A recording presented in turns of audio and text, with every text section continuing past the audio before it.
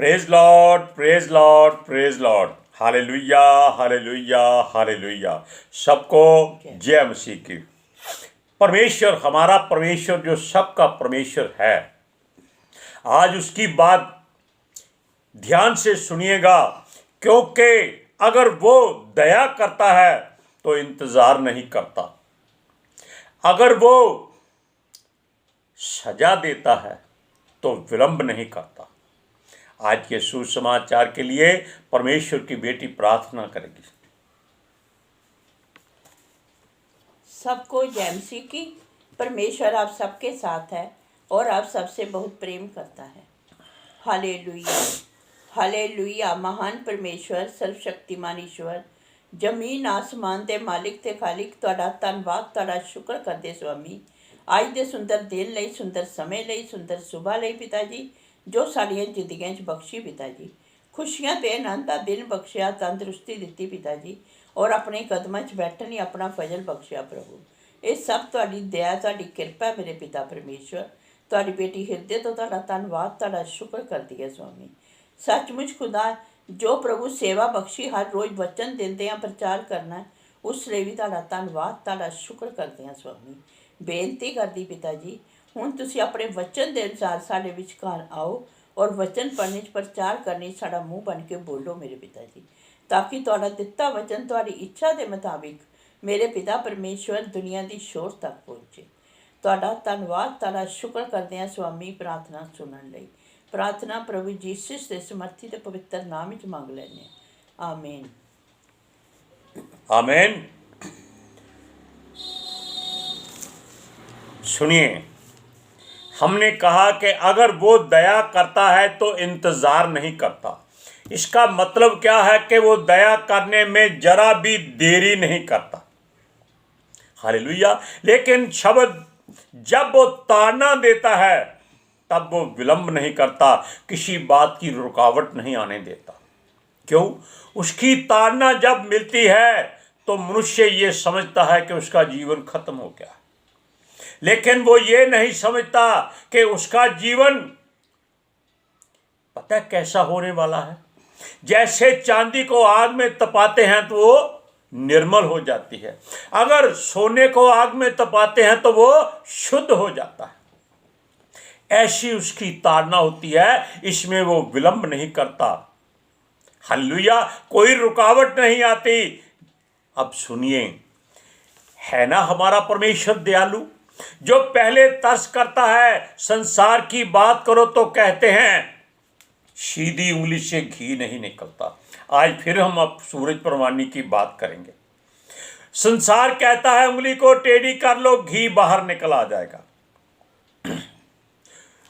सूरज परवानी ने एक खास बात कही, कहता है उंगली टेढ़ी क्यों करते हो, अपनी कष्ट क्यों देते हो उंगली को, घी को गर्म कर दो। है ना बढ़िया बात।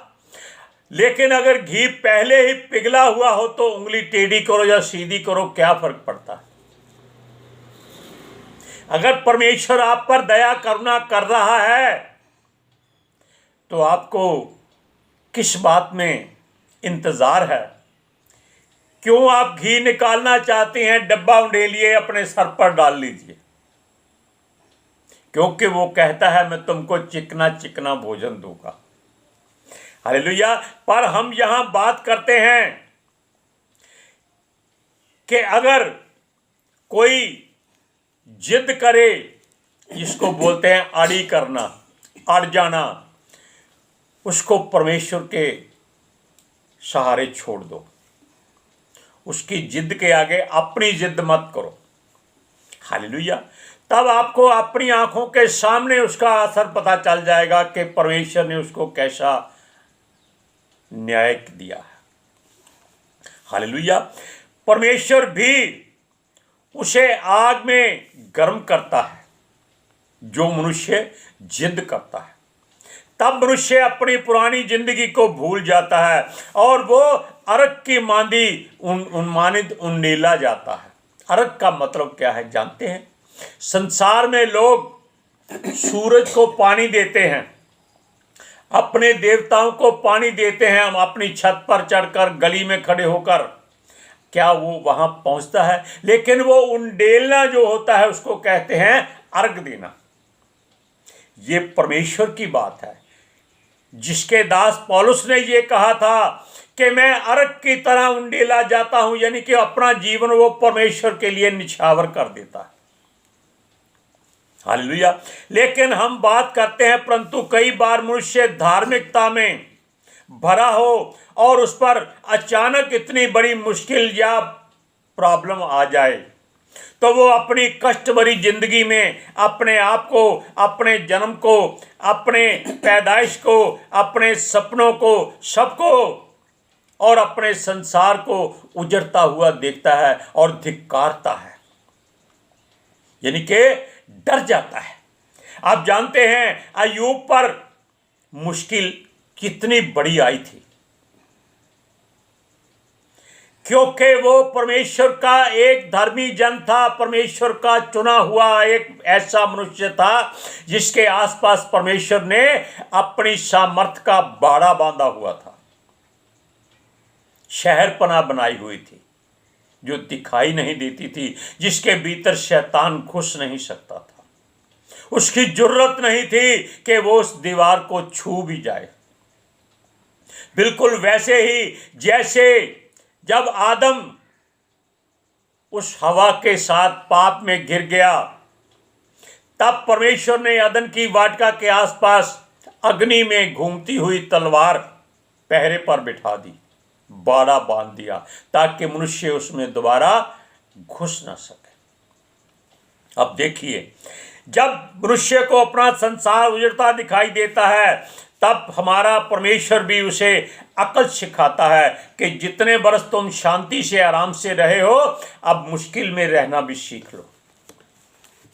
हालेलुया। अब सुनिए, बुरे दिन भी नहीं रहेंगे अगर अच्छे दिन नहीं रहे तो। इस बात को भी ध्यान रखना, क्योंकि अगर रात आ जाती है तो उसके बाद दिन निकलना ही निकलना है, चाहे कुछ भी हो जाए। केवल उसको परमेश्वर रोक सकता है, मनुष्य नहीं रोक सकता। हालेलुया। अब सुनिए, कोई भी बात जो परमेश्वर की ओर से है वो टल नहीं सकती। मनुष्य सदा लौ रहने वाला नहीं है और सदा का वो खुशहाली चाहता है, क्योंकि वो हमेशा आराम की जिंदगी जीना चाहता है। जो आराम ज्यादा चाहता है, परमेश्वर उसको ताड़ना देता है। जो पहले ही दुखों में भरा हुआ आता है, परमेश्वर उसको शांति देता है। उसको यानी कि जो धनी व्यक्ति होते हैं उनको स्वर्ग में जगह नहीं मिलती, क्योंकि यहाँ पर उसने सारा जीवन आराम से बिता दिया है, बिना किसी मुश्किल के, बिना किसी मुश्किल के, मुसीबत के, कष्ट के वो आराम से चैन से जीवन बीत चुका है। यानी कि सारा स्वर्ग का सुख उसने यहीं ले लिया है। लेकिन कईयों के पास धन ज्यादा होता है, उनको अकल नहीं होती, वो वैसे ही उसी धुन में रहते हैं कि धन जो है संभाल के रखो, काम आएगा। वो रोटी भी खाते हैं तो ऐसे ऐसे सूंघ सूंघ कर कि ज्यादा ना खाई जाए, पैसे ना बर्बाद हो जाएं। इसको बोलते हैं शूम व्यक्ति। जो अकल नहीं काम करती जिसकी, वो मनुष्य, वो पहले ही नरक में रह चुका है। धन होते हुए भी वो नरक में रहता है, उसको ना नरक में जगह मिलती है ना स्वर्ग में जगह मिलती है, वो ऐसे ही मरा हुआ पड़ा रहता है। हालेलुया। सुनिए, इसी कारण परमेश्वर ने अपने धर्मी जन अय्यूब को ताड़ना देकर परखा था। अय्यूब अपनी बुरी हालत देखकर घबरा गया था और उसने भी दुहाई दी कि उसकी बीमारी, उसका वस्त्र ऐसे बन गई है जैसे अपने कमीज का कलर होता है। क्यों? जितनी मुश्किल उस पर आई थी वो शायद किसी और मनुष्य पर नहीं आई। जिसका परिवार मारा गया, उसके बच्चे उसके सामने कत्ल कर दिए गए, उसका घर गिरा दिया गया, उसके सारे जीव जंतु संपत्ति सारी लूट ली गई और उसके शरीर पर फोड़े कर दिए गए, फिर भी परमेश्वर ने उसको जीवित रखा क्यों? उसका भरोसा तब आया जब उसको अकल आ गई कि ये परमेश्वर मेरी परख कर रहा है। तब उस परमेश्वर ने उसको जो उसका नुकसान हुआ था उसका दुगना उसको दिया था। सुनिए, वो कहता है कि परमेश्वर के द्वारा कीचड़ में फेंक दिया गया हूं, तो पहले उसने यही कहा था, और धरती पर मिट्टी और राख बन गया हूं। आप वचन को पढ़कर देखिए, अय्यूब की पुस्तक 30वां अध्याय उसकी 18 और 19वें आयत में। मेरी बीमारी को बहुतायत से मेरे बस्तर का रूप बदल गया है।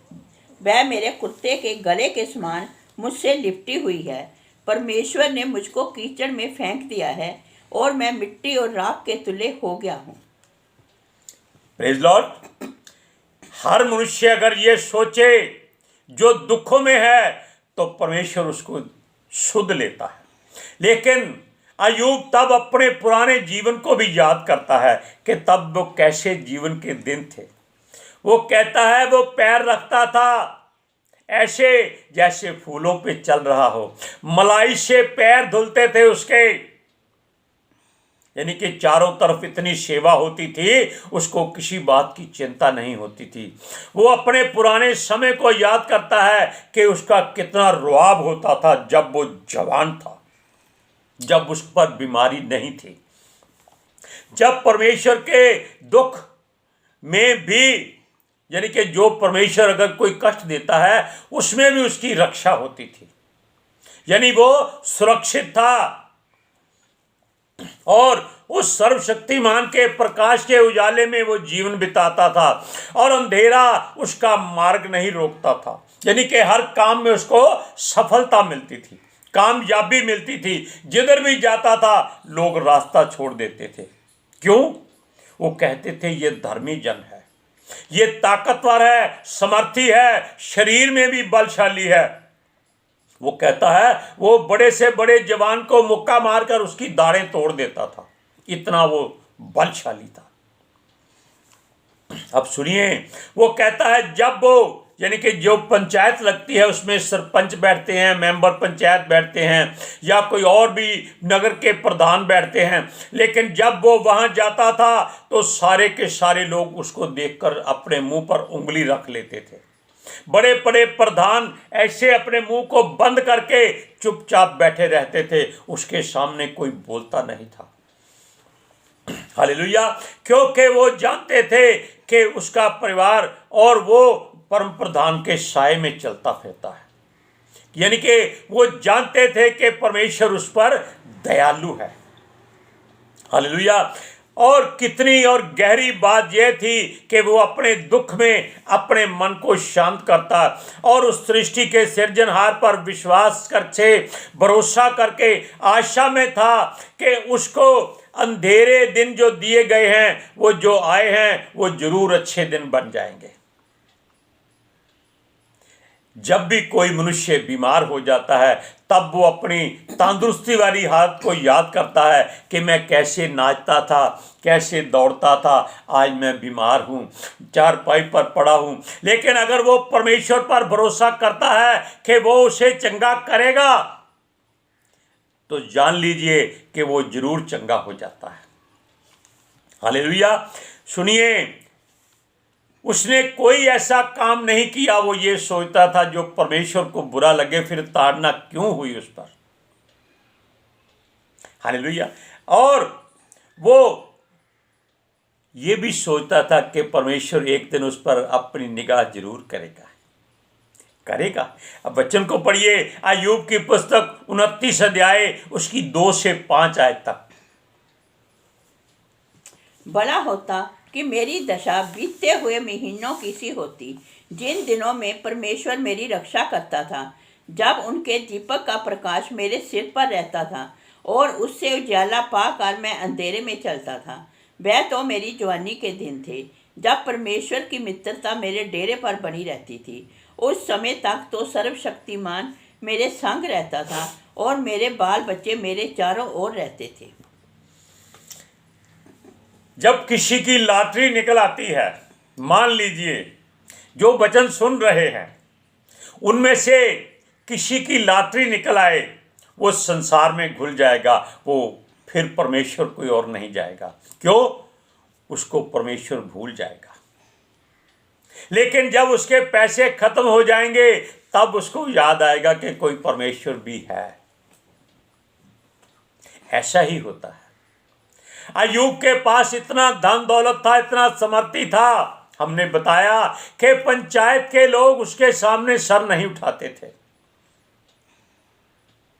Hallelujah, praise Lord. और जवान लोग जो अपने आप को बड़ी ऊंचाई पर समझते थे कि हमारे जैसा कौन है, हम बहुत ताकतवर हैं, लेकिन जब अय्यूब रास्ते पे चलता था वो ऐसे मुंह छुपाकर एक तरफ हो जाते थे। क्यों? कहीं ऐसा ना हो ये आग कॉलर पकड़ ले तो छुड़ाना मुश्किल हो जाएगा। अगर इसने मार दिया, क्रोध में आकर, मारना इसलिए नहीं होता कि बिना वजह मारता जाए, आपकी वो हरकतें देखकर वो आपको मारता। आप देख लीजिए, ये आजकल जवानी में लड़के शक्ल करेले जैसी और कपड़े राजाओं जैसे और काम कुत्तों जैसे, सीटियां बजाते हैं, सिगरेट पीते हैं, आती जाती लड़कियों को छेड़ते हैं। ऐसा काम कोई करता है वो उसका गिरेबान पकड़ लेता था और उसको लगता था जिसको पकड़ा है कि अब वो मर गया। आज के बाद वो तौबा कर लेता था कि ऐसा काम नहीं करेगा। हालेलुया। ये बातें और भी हैं कि जितने प्रधान लोग होते थे जो उसकी तरह धनी थे, वो भी अपना सर झुका लेते थे और चुपचाप उसके सामने बैठे रहते थे। क्यों? उनको अपने देवताओं पर घमंड बेशक होता था, लेकिन जब वो उसके चेहरे से परमेश्वर का नूर देखते थे वो चुप रह जाते थे। आप जानते हैं कि जिसके हृदय में परमेश्वर रहता है आप उससे आंखें नहीं मिला सकते। ऐसी बात उसके ऊपर होती थी। क्यों? उसके सामने कहीं अन्याय ना हो जाए, हर कोई ये डरता था इस बात से। इसलिए लोग सारे चुप हो जाते, अपने आप को जो प्रधान कहते वो भी छुप जाते, और जवान लड़के तो वहां से खिसक जाते थे कि अब न्याय आ गया है, इसलिए भाग जाओ, छिप जाओ, दौड़ जाओ। हालेलुया। क्योंकि सब जानते थे, हर शक्तिशाली, हर धर्मी आदमी, हर धनी आदमी, कि वो परमेश्वर का चुना हुआ धर्मी मनुष्य है।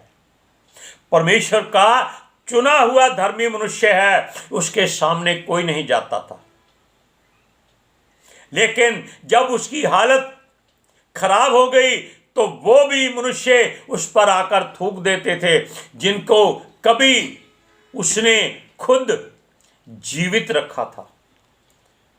उसका मतलब क्या है कि वो तुच्छ मनुष्य भी जो कुछ नहीं होते थे उसकी हालत देखकर उसको ताना मारते थे, अब तेरा बल कहाँ गया, अब तेरा धन कहाँ गया, अब वो तेरी शक्ति कहाँ गई, अब वो तेरा परमेश्वर कहाँ गया। ये अय्यूब के हृदय में सारी बातें चुभती थी। इसीलिए वो अपनी जवानी के दिनों में याद करता था जब वो धनी होता था, कोई दुश्मन उस पर वार नहीं करता था। आज वो फोड़ों से भरा हुआ, जख्मों से भरा हुआ, उससे लिखा है कि उसके जख्म आकर मक्खियां, कीड़े आकर खाते थे। हालेलुया। सुनिए, वो धनी मनुष्य कोई भी उसे देखकर धन्य कहता था कि ये मनुष्य धन्य है, इसका परमेश्वर धन्य है जिसने इसको इतनी कुशलता से तैयार किया है। हालेलुया। परमेश्वर उस पर कितना मेहरबान है जानते हो, फिर भी उसकी ताड़ना प्रभु से हो गई। इसलिए जो अपने आप को आज धनी बना रहे हैं, यानी कि जो परमेश्वर को मानते हैं, यीशु मसीह के लोग हैं, अपने आप को लाखों करोड़ों की जायदाद में खेल रहे हैं, वो याद रखिए वो अय्यूब नहीं बन सकते। क्यों? अय्यूब को परमेश्वर ने खुद ताड़ना दी थी, लेकिन ये लोग अपनी ताड़ना खुद तैयार कर रहे हैं और ये लोग गलत मार्ग पर चल रहे हैं। लेकिन हम अय्यूब की बात करते हैं, उसका वचन पढ़िए 29 अध्याय उसकी 7 से 11वीं आयत तक। जब जब मैं नगर के फाटक की ओर चलकर खुले स्थान में अपने बैठने का स्थान तैयार करता था, तब तब जवान मुझे देखकर छिप जाते और पुरनिये उठकर खड़े हो जाते थे। हाकिम लोग भी बोलने से रुक जाते और हाथ से मुंह बंद किए रहते थे। प्रधान लोग चुप रहते थे और उनकी जीभ तालू से सट जाती थी, क्योंकि जब कोई मेरा समाचार सुनता तब वह मुझे धन्य कहता था, और जब कोई मुझे देखता तब मेरे विषय साक्षी देता था। Praise Lord, hallelujah. हम चाहते हैं कि आप परमेश्वर की भरपूरी में इतने भरपूर हो जाएं कि देखने वाला कहे ये यहोवा का लगाया हुआ वंश है, ये यहोवा का लगाया हुआ पेड़ है, ये प्रभु यीशु मसीह का दास है, उसका चेला है, उसका मित्र है, उसका भाई है, उसका बेटा है, उसकी बेटी है, उसकी बहन है। हालेलुया। अब आपको सोचना है कि आपको क्या करना है। पुराने दिन बीत गए, उसको मत याद कीजिए। यीशु मसीह के नाम में आज परमेश्वर की बेटी आपके लिए प्रार्थना करेगी। Hallelujah. Thank you Jesus, thank you Lord, thank you पिता आत्मा जी। ਤੁਹਾਡਾ ਧੰਨਵਾਦ, ਤੁਹਾਡਾ ਸ਼ੁਕਰ ਕਰਦੇ स्वामी, ਸਾਡੇ ਵਿਚਕਾਰ ਆਉਣ ਲਈ, ਵਚਨ ਪੜ੍ਹਨੇ, ਪ੍ਰਚਾਰ ਕਰਨੇ, ਸਾਡਾ ਮੂੰਹ ਬਣ ਕੇ ਬੋਲਣ ਲਈ ਪਿਤਾ ਜੀ, ਤੁਹਾਡੀ ਬੇਟੀ ਹਿਰਦੇ ਤੋਂ ਤੁਹਾਡਾ ਧੰਨਵਾਦ, ਤੁਹਾਡਾ ਸ਼ੁਕਰ ਕਰਦੀ स्वामी। सचमुच खुदा ਤੁਹਾਡਾ ਦਿੱਤਾ ਵਚਨ ਤੁਹਾਡੀ ਇੱਛਾ ਦੇ ਮੁਤਾबिक ਮੇਰੇ ਪਿਤਾ ਪਰਮੇਸ਼ਵਰ ਦੁਨੀਆ ਦੀ ਸ਼ੋਰ ਤੱਕ ਪਹੁੰਚੇ, ਲੋਕ ਸੁਣਨ ਔਰ ਸੱਚਾਈ ਨੂੰ ਜਾਣਨ ਔਰ ਸੱਚਾਈ ਉਹਨਾਂ ਨੂੰ ਆਜ਼ਾਦ ਕਰੇ ਪਿਤਾ ਜੀ। ਮੈਂ ਤੁਹਾਡਾ ਧੰਨਵਾਦ, ਤੁਹਾਡਾ ਸ਼ੁਕਰ ਕਰਦੀ ਹਾਂ स्वामी, ਔਰ ਤੁਹਾਡੇ ਬੱਚੇ ਹਮੇਸ਼ਾ ਤੁਹਾਡੀ शांति और ਤੁਹਾਡੇ अनुग्रह ਵਿੱਚ बने रहन। आमीन। Praise Lord, hallelujah. सबको जय मसीह की।